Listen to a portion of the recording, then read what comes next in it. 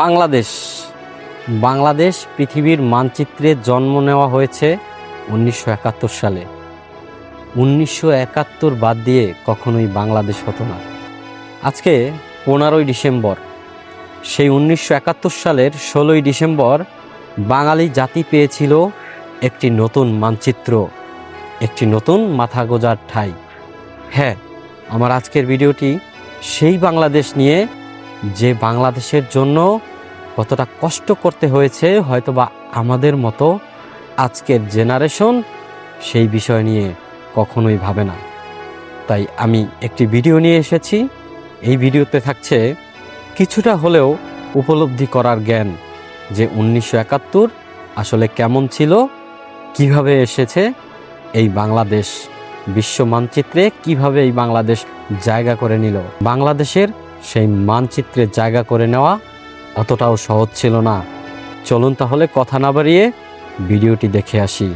ভিডিওটি দেখার পরেই আমরা উপলব্ধি করতে পারবো বাংলাদেশ আসলে কিভাবে এই বিশ্ব মানচিত্রে জায়গা করে নিয়েছিল।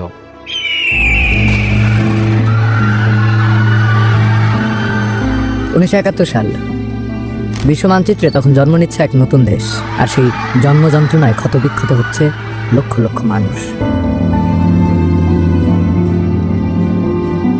একদিকে পাকিস্তানি হানাদার বাহিনীর বর্বরোচিত গণহত্যা, অন্যদিকে ভিটামাটি হারিয়ে সীমান্ত পাড়ি দিয়ে ভারতে আশ্রয় নেয়া 1 কোটি রিফিউজির হাহাকার। কিন্তু বর্ডারের ওপারে অবরুদ্ধ বাংলাদেশে তখনও রয়ে গেছে কোটি কোটি মানুষ, যারা ধুঁকছে ক্ষুধা, রোগ আর মৃত্যুর নিশ্চিত আশঙ্কায়।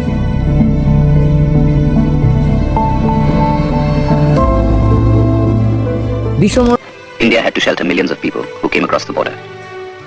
Providing just the basic amenities to such a large number of people was a task which even the most affluent nation in the world could not have taken in its stride.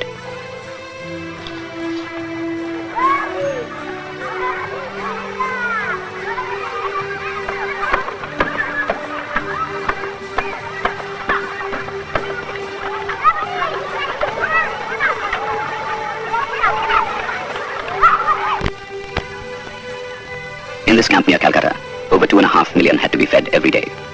The mere distribution of food was no ordinary problem.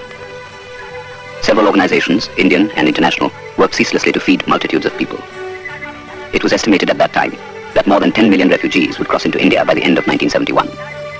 And the cost of feeding such vast numbers would mount to nothing less than 500 to 600 million US dollars in the next few months alone. While filming in this camp, we received a letter from a friend in England. Talking about refugees, he said, "The claim to living of these human beings becomes more urgent and acute. The issue is not whether they will be given food or shelter. The question is, why should they be forced to seek them?"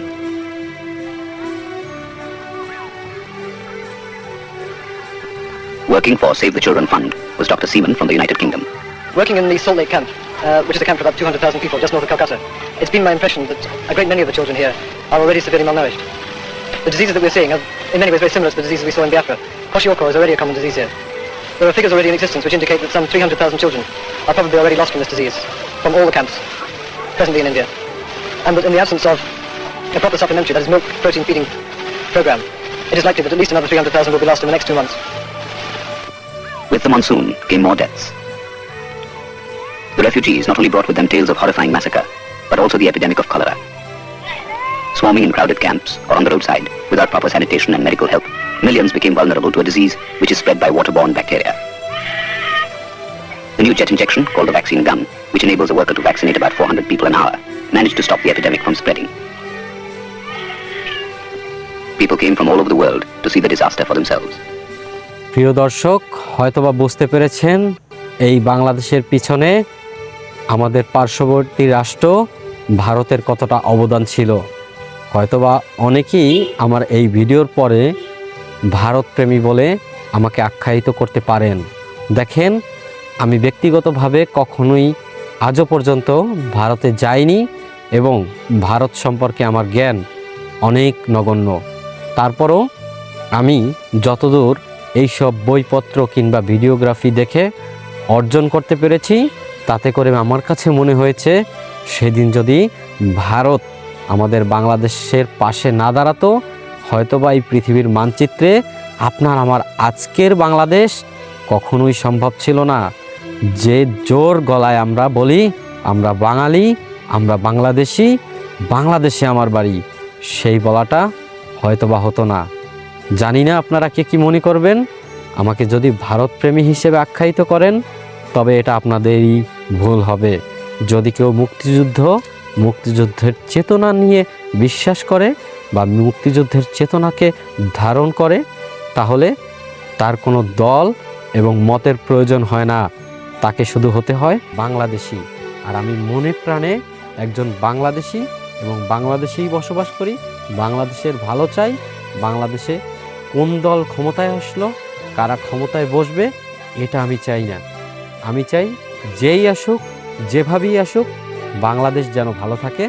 Bangladesh যেন পৃথিবীর বুকে যেভাবে 1971 সালে মানচিত্রে বাংলাদেশ জায়গা করে নিয়েছিল, পৃথিবীর বুকে যেন সারা পৃথিবী যেন দেখতে পায় বাংলাদেশ আসলেই অনেক কিছু পারে।